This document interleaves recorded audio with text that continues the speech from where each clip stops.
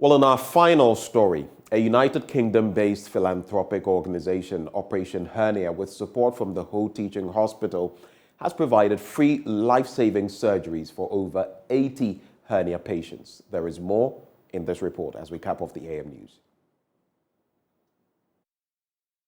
Partnership between Operation Hernia and the Ho Teaching Hospital to offer free hernia surgeries was suspended in 2019 due to the coronavirus pandemic. The partnership ensures that persons suffering from hernia conditions who cannot access medical care are provided free surgeries. This year's outreach was outstanding as the team from the United Kingdom, led by two visiting surgical consultants, operated on men, children, and women from across the country. Dr. Nelson Afram is the head of the surgical sub-BMC of the Ho Teaching Hospital.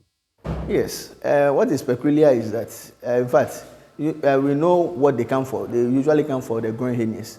At this time, we are having two visiting consultants, surgical consultants, and then they are coming to do the surgeries.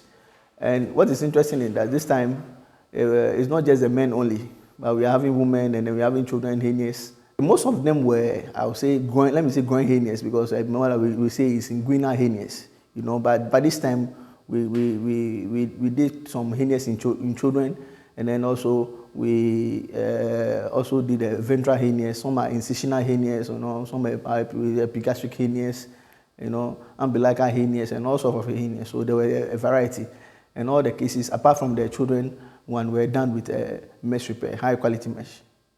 He said males, intense manual work, old age, and chronic constipation, among other factors, make one predisposed to develop a hernia.